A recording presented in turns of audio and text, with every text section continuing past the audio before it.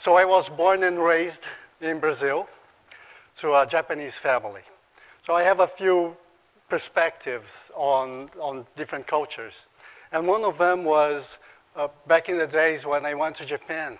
For the first time, I saw the size of the bathrooms there. They are very small. They are actually 24 times smaller. Japan is an island 24 times smaller than Brazil.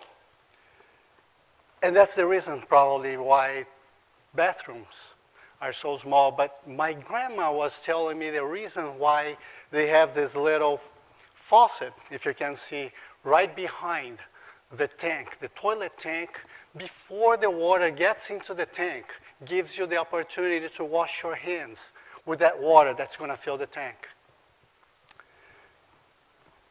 That means that that's probably 1 gallon of water that you don't need to use to wash your hands anymore. And the reason, as she explained, is Japan is a very poor country. We don't have a lot of natural resources. It's difficult for the Japanese to live.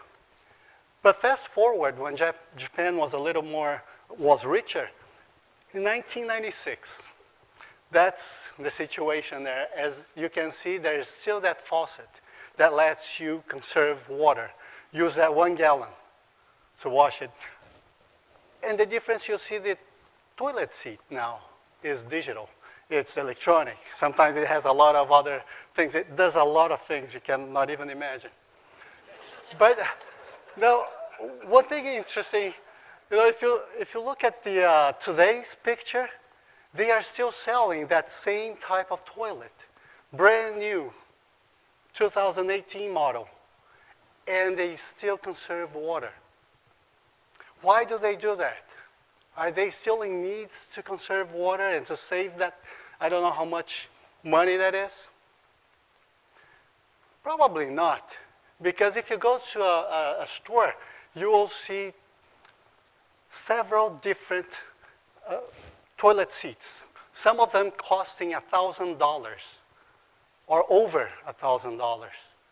And they are all electronics, and you can see some of them are from Toshiba, others from Casio, others from Panasonic.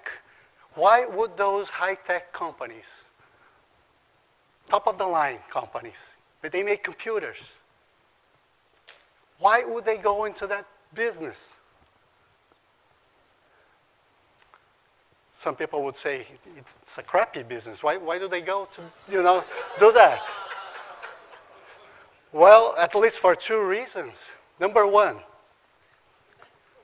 and number 2. So, at least, probably more than that. So when we start asking, do they still need to save? That's the 4th largest economy in the world. And this is probably the wrong question. Maybe the right question is, why should anyone waste an extra gallon? But to make that change, it's a changing paradigm. How can we change the way we think? It's so difficult.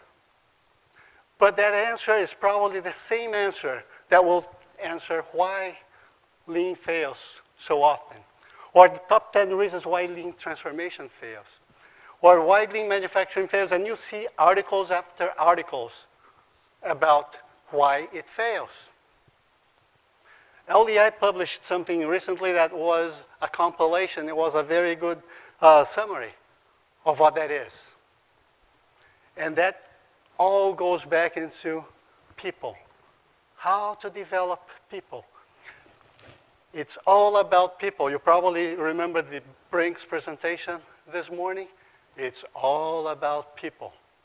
There was an article on Industry Week that was talking about lean is about people, not tools. And it even said it's an entire change of culture, the way people think. That's extremely necessary. Otherwise, you cannot get so lean.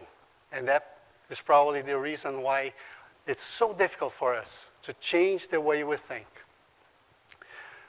I was hired by Toyota when I was 17 years old.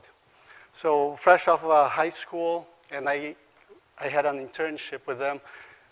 They sent me to college. They sent me to Japan. I had to live in Toyota City for 3 years. And one thing interesting there is that they had posters posted everywhere. Parking lots, cafeterias, even in the grocery stores in Toyota City, in our dorms.